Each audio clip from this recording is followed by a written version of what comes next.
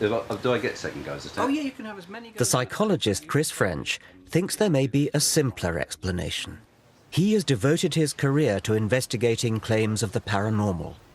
And now he has set up this test for dowsing, a properly controlled double-blind trial. In each of these rows, just one container, chosen at random, holds a bottle of water. All the rest contain sand. Neither the dowsers nor the tester are allowed to know where the water is until the boxes are opened. So there are no unintentional giveaways. Have another go. Safeguards like this make the double-blind trial one of the crowning achievements of scientific reason.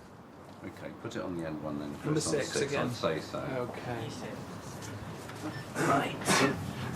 What you'll typically find when you talk to dowsers is they'll give you lots and lots of anecdotal evidence, lots of stories about how they discovered a leak in their neighbour's pipes and so on and so forth. But there are always other possible explanations there. Yes. What we're trying to do is set up conditions which would rule out any of those other explanations. But then we get down to the very fundamental, basic issue: can the dowsers actually do what they think they can do? Yes.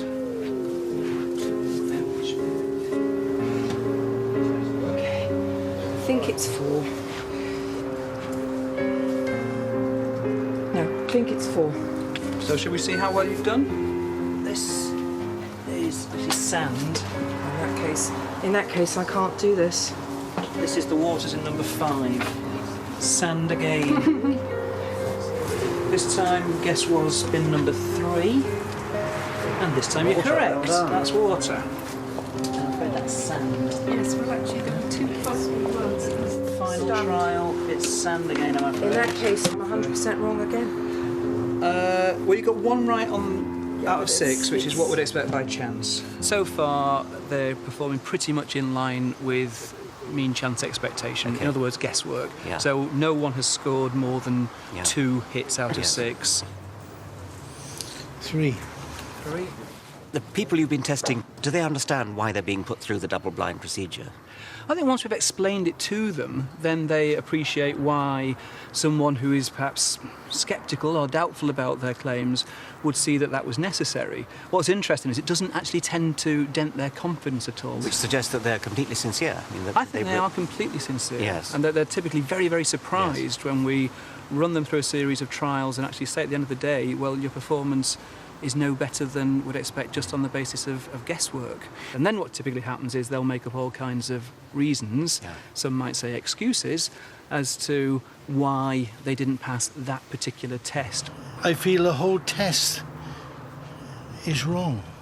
I'm shocked beyond words that this has happened. But I did say from the outset, couldn't we just sort out some grey blocks and some scaffold boards so that I can walk above it, which is what I would routinely do and I've done for 40 years.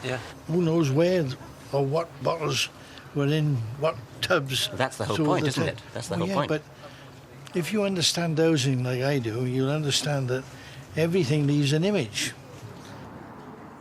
This state of denial is extraordinary.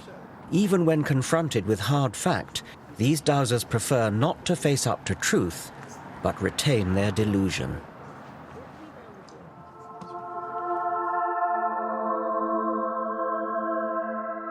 Rather than adapt to evidence, many of us, it seems, remain trapped in ways of thinking inherited from our primitive ancestors.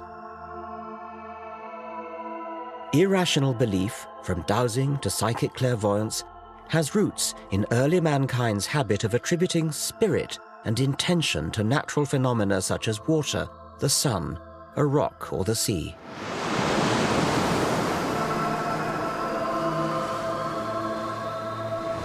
The sea has often been thought to be a malevolent force actively out to get you. In 480 BC, King Xerxes of the Persians built a pontoon bridge across the Hellespont, and a rough sea came and wrecked it. And King Xerxes was so furious that he sentenced the sea to 300 lashes. I wonder whether there's something of King Xerxes in all of us to this day. We don't want to believe that things just happen. We want to believe that there's some kind of deliberate intention behind everything, even where inanimate objects are concerned. And perhaps that is the key to humanity's belief in the supernatural.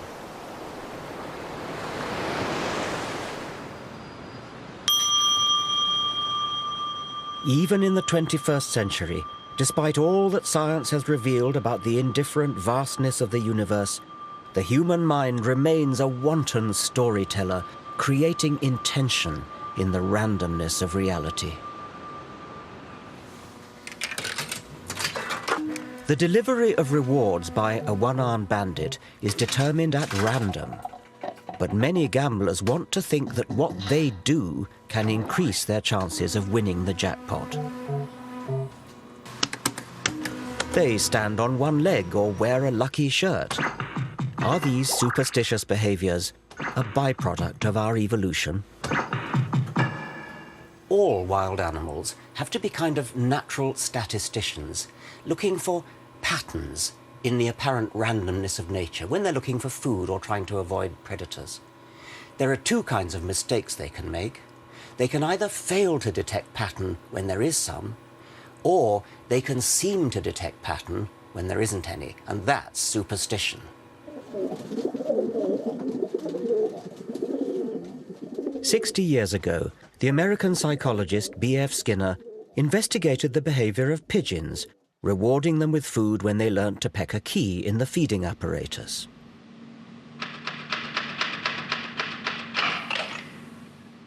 But then Skinner set the apparatus to reward the birds at random.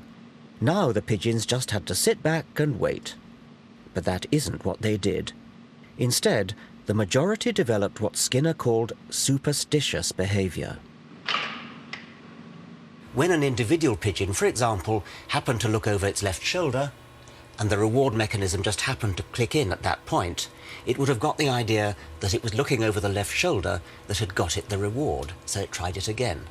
By sheer luck, as it happened, the reward mechanism delivered food at the same time again.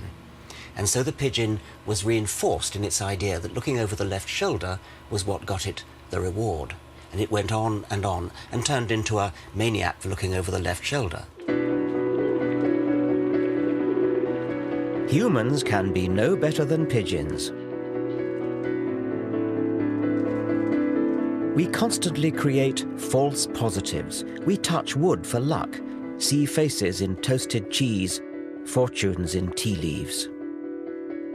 These provide a comforting illusion of meaning. This is the human condition. We desperately want to feel there's an organizing force at work in our bewilderingly complex world. And in the irrational mindset, if you believe in the mystical pattern you've imposed on reality, you call yourself spiritual.